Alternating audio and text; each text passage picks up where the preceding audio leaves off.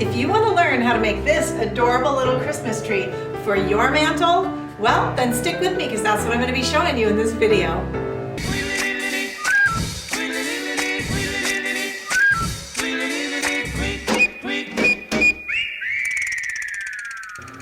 What's up, Glue Dots? I'm Elaine, the Midnight Crafter, and as I showed tonight's little DIY, I keep seeing people make things out of those little spoons, those little appetizer spoons. Well, I was thinking Christmas tree, kind of a little more frolicky and pokey and I don't know, whatever. But I thought forks. So that's what I tried, and that's what I'm going to show you in this video. So I hope you like it, and I hope you like my videos. And if you do, give me that thumbs up. If you want to see more of my videos, hit that subscribe button, and right next to it there's a bell. When you hit that bell, it will inform you every time I upload a new video, so you won't miss a thing. Anyway, I think right now we don't want to miss making this really cute little tree. So let's do it.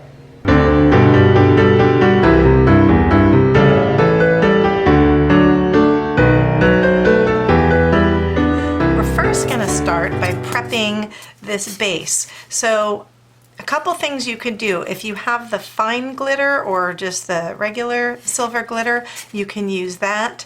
You can use that and the jumbo glitter, or you can use just the jumbo glitter. Entirely up to you, the look that you want to achieve. So we're going to put the Mod Podge on here, and I like to put it on kind of thick-ish because I want that glitter to really stick, get it spread on there well. And I'm going to do a little at a time just so that it doesn't dry on me.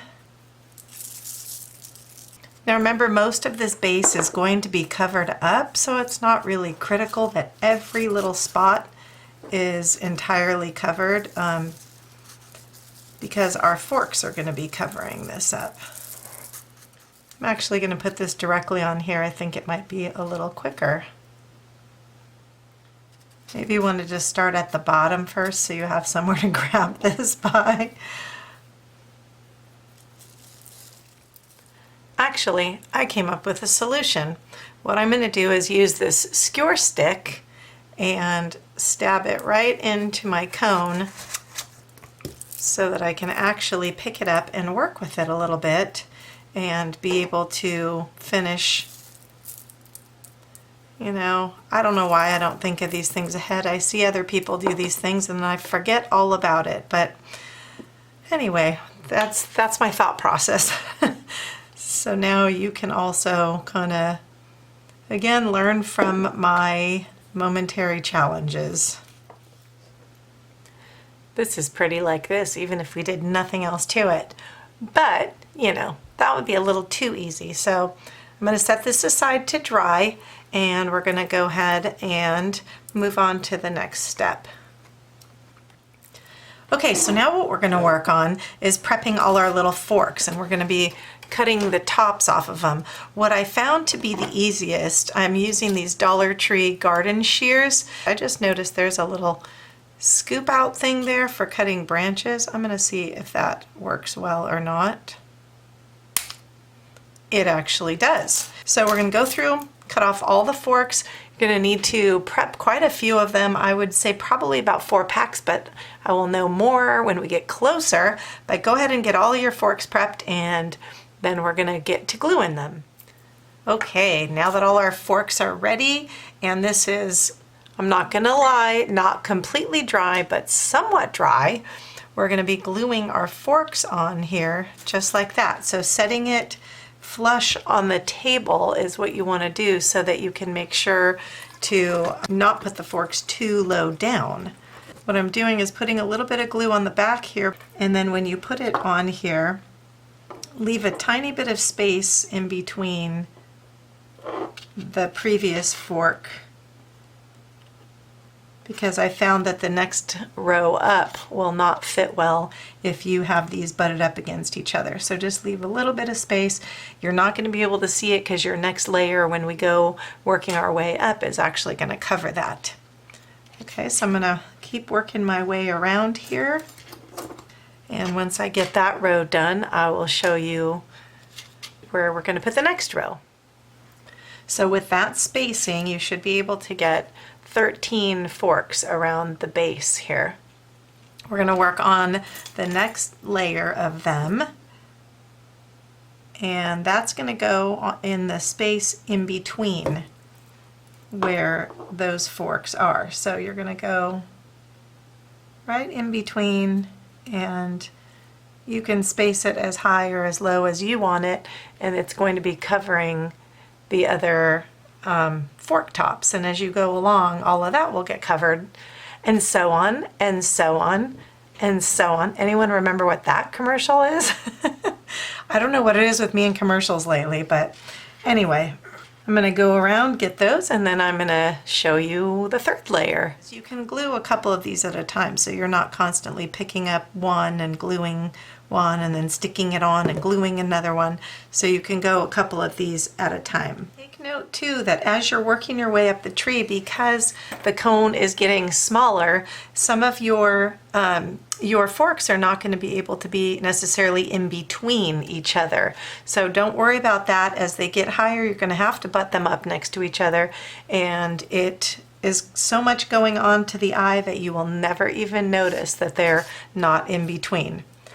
Okay, so we reached the very top where it's level with the flat part, and now what we're actually going to do is take out our skewer stick that I had used to help me hold that, and we're going to use one of the actual fork handles, and we're going to cut that to a length that we can actually use in place of what the skewer stick was, so we can do the point of our tree. So cut it so it is 1.75 inches or so long, because you don't want that really thick part of the fork handle.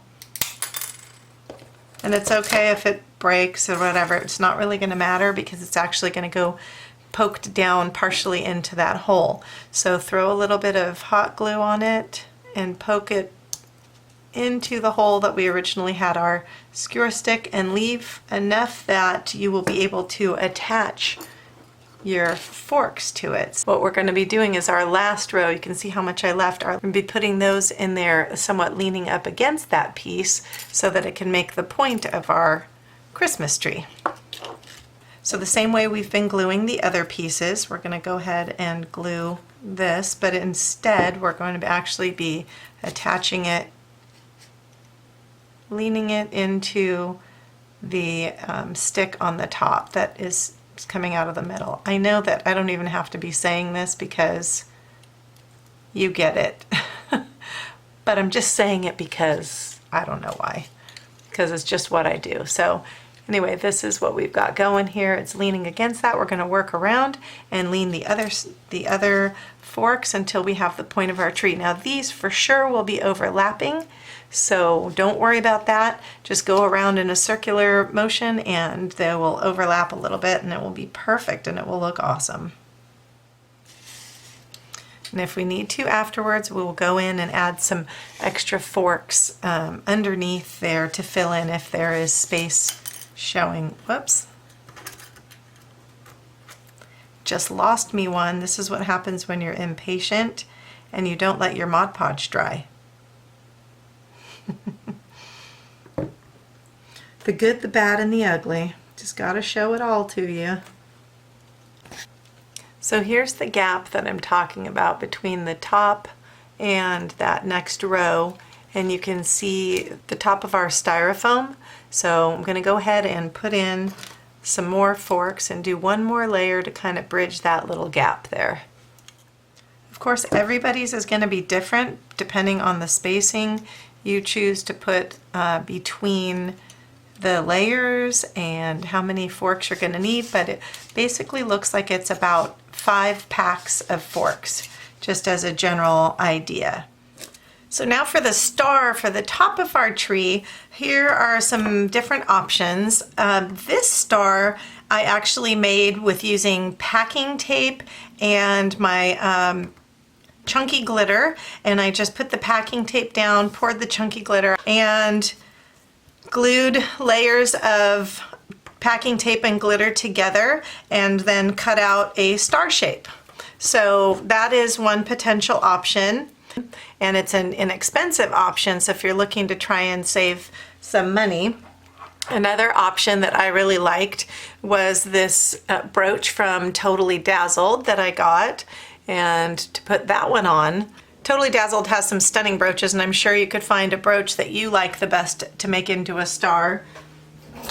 Another option would be, I purchased these from Michael's with a 50% off coupon, and it's just, I guess they're bracelet or jewelry findings, so they do have the little loops attached here for putting them on a chain. And I'm simply taking off one of the pieces, which is one of the smaller ones. This comes in a 3-pack, and I just think that this one matches beautifully. So I'm taking one off. You would have to remove this extra little loop on here that it has. Just cut that off with your wire cutters, and then put that on top of the tree. So I think that's the option I'm gonna go with, but you can use whatever is most economical for you, or whatever you like the look of the best. Make it your own. So I'm just gonna be gluing my little embellishment here on the top, and then I think I might be adding a few little ornaments to my tree, some maybe little red crystals or beads or something like that. You don't have to do that. If you want it to be done at this point, it can be done, but I'm going to be adding a few little ornaments to my tree. And what I'm going to use for that is these Mardi Gras beads from Dollar Tree. I wanted red ones. Red matches my theme. Red and silver is my theme for this year. And all I had closest to it was these pink ones, these hot pink ones. So what you do is just cut them apart, and we're going to be just gluing on in various places our little balls to the tree, and just like you would be decorating your real tree. Now, that's what I would be doing if I had the red ones of the Mardi Gras beads, and I don't. But what I did have is this, and I know all of you won't have this. I don't even know where I got it from, but there's just some other options. And for me, because I wanted to do the red, I just took out part of the red here, and I'm gonna, same way with the Mardi Gras beads, just cut these apart and glue them on various pots on my tree.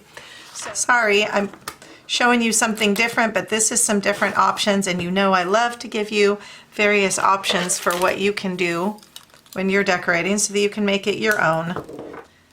So here's where you want to be careful not to burn yourself, and I was going to just sit here, but these are so tiny. I was going to sit here and try and glue them on by hand, but I know for a fact that I will burn myself that way. There's no doubt. So I'm just going to use my pliers, or if you have tweezers or something, that's a great way to prevent blistering for the holidays. Okay, so we're just gonna put these on in various little spots on our tree. It just adds a nice little touch. So if you're enjoying my channel, please share it. Maybe other people you know would enjoy it too, and that actually helps me out more than you know. My amazing glue dots, I would love it if you could help me out that way and just share, share my channel with someone else, because if you're enjoying it, it's possible that someone else you know might as well. I'm excited to see this all done. I bet you are too, so I'll show it to you as soon as I get these finishing touches on.